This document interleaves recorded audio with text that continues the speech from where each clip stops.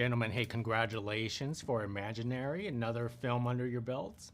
Thank you. Thank you. Thank you very much. So tell us about the lure of the attraction of turning something adorable and cute into a horror story. Yeah, you meanie. Well, I mean, look, the genre is filled with movies about things from our childhood that are twisted and turned into something evil. Summer camp, toys, your pet dog, right? And so I was just kind of surprised that no one had given the teddy bear that treatment. And to be fair, our movie is about so much more than just like an evil teddy bear. It really is more about the power of imagination. And that was just such a fertile playground to create a scary movie, at least in my opinion. 100%. Now, in the case for like a film like this, a lot of us could see it as a franchise. At which point do you know it can be a franchise, or do you always thought at the beginning, like, you know what, this will be a franchise? You know, Friday at midnight of opening, whether it's going to be a franchise or not.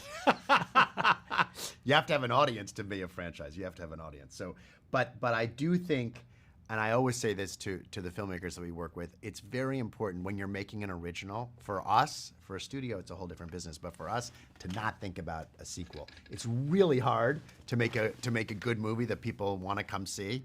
And so I think it's not a good pressure to put on a director to say, not only should you make this movie good, but think about what the next one's going to be too.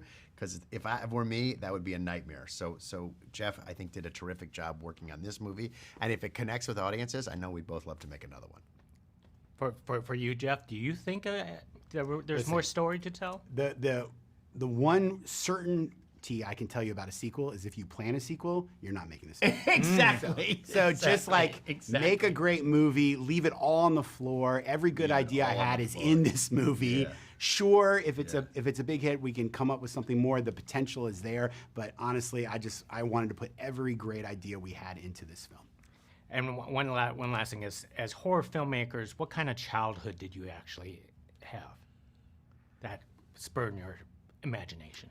I mean, one of the things I talk about is seeing Poltergeist when I was 6 years old. Oh, gosh. And that movie messed me up. Remember that was the time when they were trying to figure out if there should be a PG-13 rating or not? Yeah. And it changed me. It's the power of cinema. Like, I was a nice, sweet little kid until I saw that movie, and it wrecked me. And so I'm sure this man has been wrecking childhood,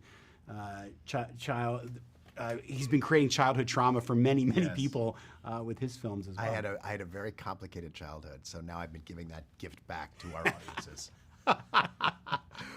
Well said. Thank you very much, gentlemen, for talking about the Imaginary, and hopefully no bear jumps out at me right now. Thank you. Thank you. Good to talk to you. Bye.